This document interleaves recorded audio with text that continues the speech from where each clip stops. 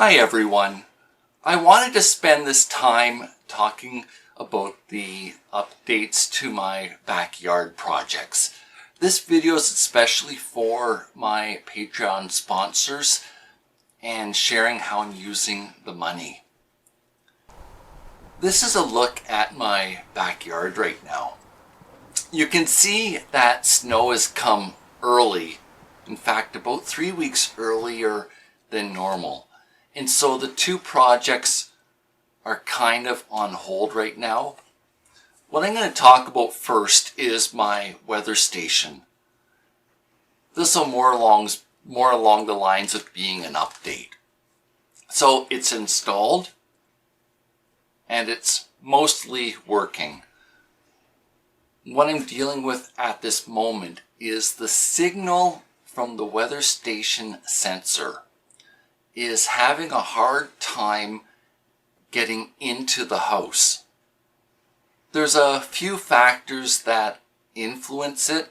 Part of it's a metal roof, and there's also likely that the type of insulation and the amount of insulation that I used to keep the house weather tight at that end is likely also impeding the signal, and it's made the walls wider. And I'm thinking that's also impacting it. That sensor is made to broadcast for 330 feet or 100 meters for those who use the metric system.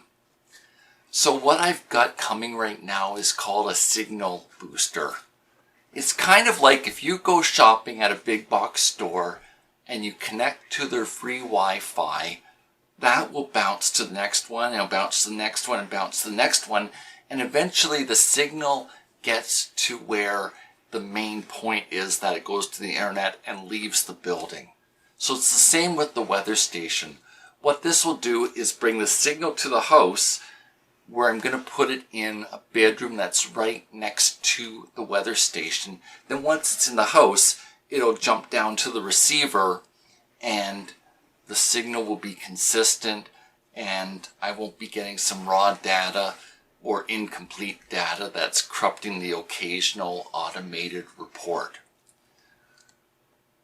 Otherwise, the weather station's up and running, and it's been a true blessing having the help of numerous people with the physical installation and bringing it together.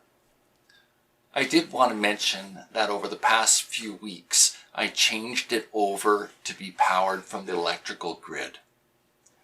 So it now plugs in with the same type of plug you would use for your internet connection or your cable modem or your router, or even some appliances that don't use a lot of electricity, like maybe what charges your phone. What this does, or how it helps me, is the cold outside was killing off the batteries, and I was having to change them once a day, and it's just not practical. I can't physically sustain that effort, and I can't be at the computer when they fail and need to go outside to change them. So the electrical grid provides consistency, and that's really important to me. The final step that remains with this will happen in the spring. The conduit right now is sitting on the yard, and that's to protect the low voltage wire that powers the weather station, and it needs to be buried. So it's a little trench that needs to happen that brings it from the post to the shed, and once it's buried, I can leave it alone and it'll be smoothly operating for me. I did want to mention the gracious act of Staples Canada. I contacted them about 2 weeks ago and asked if they would price match Amazon for a UPS battery backup surge protector. The Amazon price was about what Staples uses for when that UPS model goes on sale, and Staples very much surprised me they responded that they'd one-up me and simply gift me the UPS for this project. And I'm very grateful for this. So the UPS, the battery part, protects and keeps it online during a power outage. And in fact, I've already had that happen. There was an 80-minute outage 2 days ago in the morning. And it's got a surge protector on the inside. So normally the voltage will go along and it may go up and down a little bit, but it's overall consistent. A surge is where it peaks like that, and sensitive electronics can get wrecked by that.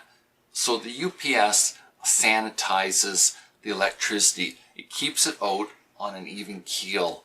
And so the electricity going to the weather station will be safe, opposed to a power surge wrecking the weather station sensor and requiring that it be replaced. It's a very gracious and kind act from Staples. So it's in good shape, and it's been a learning experience, and it's almost been more interesting learning about it than the doing. Part of that part of keeping my mind healthy and active, I expect others with disabilities can relate to it, and learning about things around them and interacting with others gets to be really important when you have a physical disability or live with chronic pain and that type of chronic long-term illness. The other issue that I want to talk about, the other update, is to do with the yard drainage. So again, as I've just showed, it's snowed in the backyard now. What's been dug is the center area that goes down below the frost line. So for this area, it's typical for the frost line to be at 4 feet, but about 1 every 5 years it drops down to the 5-foot level. Sort of how the frost line gets here is when the weather goes cold, but there's not snow on the ground to insulate it. So then the ground starts to freeze. It's kind of like if you fill an ice cube tray with water, then you open the freezer after 2 hours, you'll see a thin layer of ice on the very top of the ice cubes that are forming. And then it'll grow a little bit more and a little bit more, and suddenly you have an ice cube. It's the same with the ground. It starts to freeze and freezes and keeps going down, but eventually there's a blanket of snow on top of the ground that equalizes where the frost line will be for that winter. For our area, again, it's about 4 feet, but there's that occasional 5-year low, and that's what happened last winter. There wasn't much snow until late January, so the ground got solid up to about 5 feet in depth. So the center of my yard drain will go in from the sides and feed to it, and then it'll drop down and be absorbed by the ground. The digging for it is about half done now, and we've started the sides. This needs to spread out for the width of my yard. So the side part's started, but needs to be finished off. And then once that happens, the drainage gravel can go in and the yard drain can be cast, and then fill it back up with about this much dirt on top, where the drain will stick out above the ground about 2 feet worth. So that's kind of where that's at. Where your money has helped me has been feeding the youth and young adults that have been here graciously giving their time, and some of them are using it towards their high school community hours requirement. I initially started getting some store-bought pizzas, but after a few days I thought to myself it'd be really nice to cook some meals for the people that are able to help me. And I've really enjoyed, making turkey dinners, meatball soup, chicken soups, chicken stews, and then also feeding them whatever they want for dessert and either coffee or juice. It's been really rewarding. Besides the practical work getting done, the sense of accomplishment, spending time listening, and seeing that they're enjoying themselves, except for the odd frustration over large rocks, has been completely worth it. So I thank you for that, and being able to invest in these lives. I think that's the update that I wanted to share at this point. I appreciate your time. I appreciate you investing in my life. Thank you so much. Bye for now.